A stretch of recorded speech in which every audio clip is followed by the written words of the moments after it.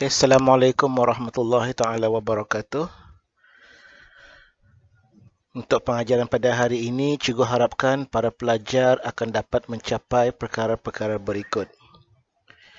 Yang pertama, para pelajar diharap dapat menyenaraikan kata ganti nama diri yang ketiga yang ada dalam bahasa Melayu. Okay. Kemudian objektif yang kedua ialah diharap para pelajar dapat mengenal pasti struktur ayat aktif dan ayat pasif, iaitu macam mana usulnya ayat aktif, macam mana bentuknya ayat pasif. Dan yang terakhir adalah yang paling penting, diharap para pelajar dapat menukar ayat aktif menjadi ayat pasif. Ini yang selalu keluar dalam peperiksaan SPE maupun O-Level. Cuba perhatikan gambar yang ada dalam skrin anda. Apa yang sedang dilakukan oleh perempuan ini? Okay, perempuan ini sedang membersihkan. Perempuan ini sedang menggosok. Perempuan ini sedang mencuci. Apa yang membersihkan, menggosok, mencuci tersebut? Lantai.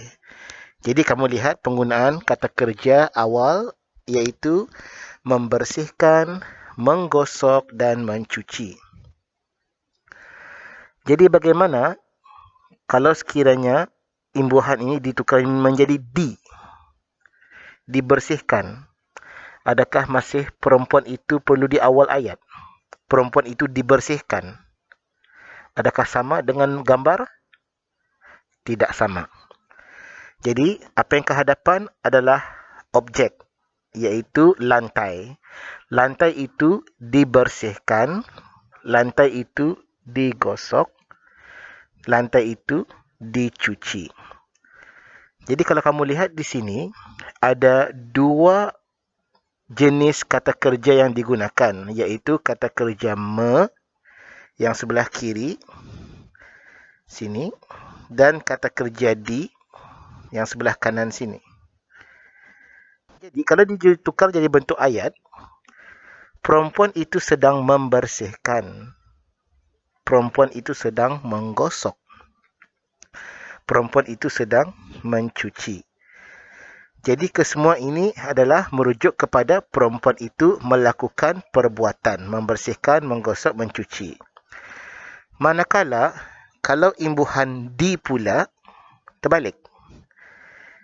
Okay, selepas perkataan kata kerja yang mesti ke depan, iaitu lantai itu sedang dibersihkan, lantai itu sedang digosok, lantai itu sedang dicuci oleh perempuan itu. Jadi sini kamu lihat ada dua jenis ayat, perkataan benda yang sama, tetapi strukturnya, susunannya tidak sama. Satu menggunakan ayat aktif dan satu lagi menggunakan ayat pasif. Hari ini cikgu akan mengajar ayat aktif dan ayat pasif. Perlu diingat para pelajar, topik ini adalah topik yang sangat penting dan selalu keluar dalam peperiksaan SPE maupun O-Level Bahasa Melayu. Jadi, untuk permulaan awal, marilah kita berkenalan dengan apa dia ayat aktif ini. Ayat aktif ialah menerangkan benda atau orang, biasanya orang, melakukan sesuatu perbuatan. Macam contoh tadi, siapa orang tersebut? Perempuan itu. Melakukan sesuatu perbuatan, apa yang dibuatnya? Membersihkan, menggosok, mencuci. Dan poin yang kedua adalah ayat aktif menggunakan kata kerja berimbuhan me. Me, bukan di. Jadi yang tadi perempuan itu menggosok, itu adalah ayat aktif. Cikgu berikan lagi contoh di sini, ya. Orang yang melakukan di hadapan, kata ganti nama diri di hadapan, itu adalah petanda ayat aktif bila ada kata kerja me. Atuk menyembelih beberapa ekor ayam untuk dimasak gulai. Ataupun Puan Lilan mengangkat kain yang dijemur di ampayan. Okey, jadi penanda ayat aktif adalah penggunaan imbuhan me. Apabila sebut imbuhan me yang digunakan pada kata kerja, ia merangkumi me, meng, mem, men dan men, M-E-N-Y. Itu adalah tanda ayat aktif. Kadang-kadang soalan tukar ayat aktif ke ayat pasif atau sebaliknya. Jadi perlu pelajar tahu dulu apa yang ayat digunakan tersebut. Jadi di sini susunan ayat aktif, kalau ikut contoh tadi, adalah KGND, iaitu kata kerja nama diri di hadapan. Atuk Puan Lilan di hadapan. Kemudian kata kerja, tapi mesti ada me. Sini kata kerjanya ada menyembelih, mengangkat. Objek, apa yang disembelih? Beberapa ekor ayam. Objek, apa yang diangkat? Kain yang dijemur. Objek selepas kata kerja me. Dan ada info di belakang yang untuk kamu gunakan. Seterusnya, ayat pasif, kalau tadi imbuhan me. Mengenakan, menggosok, mencuci. Kalau di sini ayat pasif pula adalah menerangkan benda atau orang yang dikenakan perbuatan. Ia pulang kanak.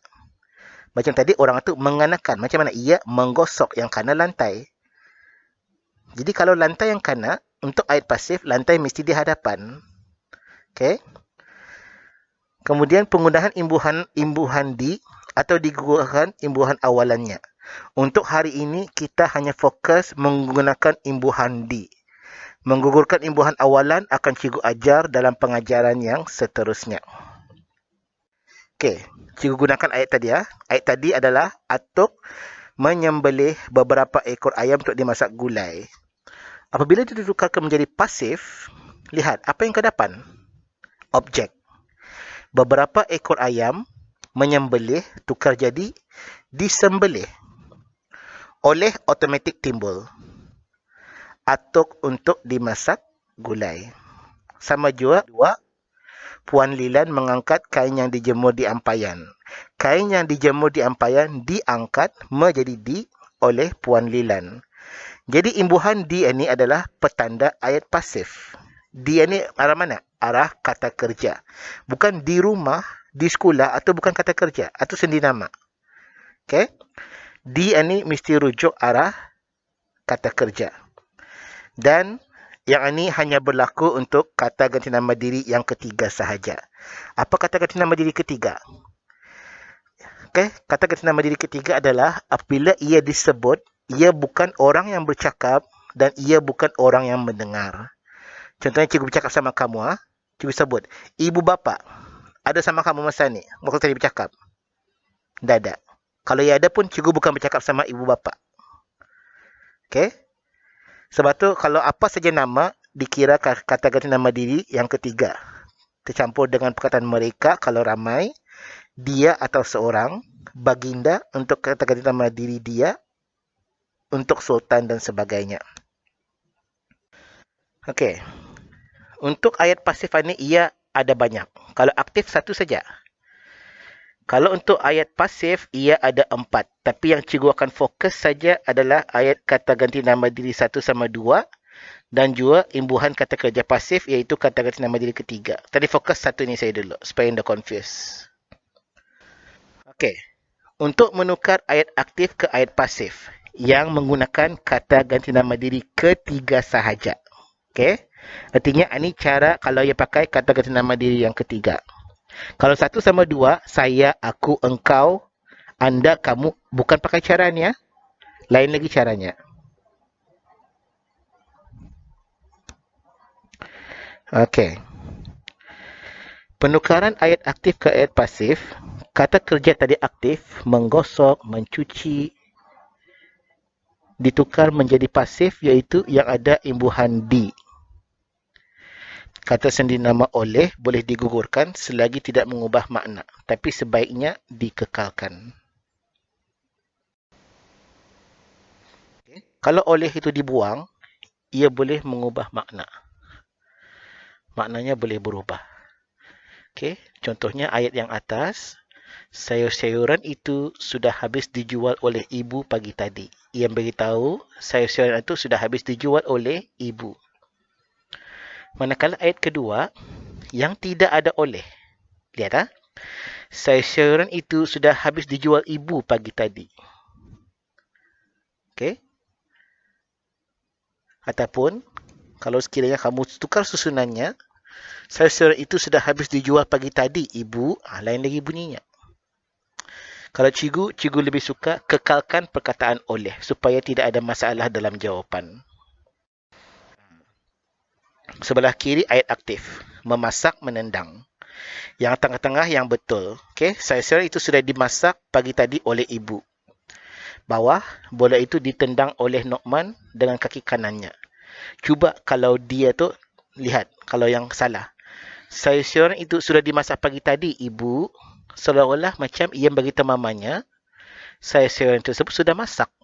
Sedangkan ayat asalnya adalah sayuran itu yang dimasak, sudah dimasak pagi oleh ibu. Bukan ia beritahu mamanya, sayuran itu sudah masak. Sama juga kalau kamu indah menggunakan Ibu Handi. Bola itu tendang oleh Nokman. Oh, bola pulang tendang manusia. Terbalik. Jadi maknanya boleh salah. Okey, cikgu harap faham dengan penerangan ringkas cikgu berikan itu. Jadi, seterusnya cikgu mahu memberikan latihan awal dalam classroom untuk kamu jawab secara beramai. Cikgu berikan masa selama 5 minit. Yang ini adalah ayat aktif. Jadi, cikgu mahu tukar ke ayat pasif. Cikgu akan pilih nama secara rawak, iaitu random. Siapa yang hadir kelas cikgu hari ini untuk mengemukakan jawapan. Kalau salah, tidak mengapa. Proses pembelajaran, indah semestinya sentiasa lurus. Kadang-kadang kita perlu dapat belajar lurus berdasarkan meluruskan kesalahan. Okey. Cikgu berikan masa 5 minit.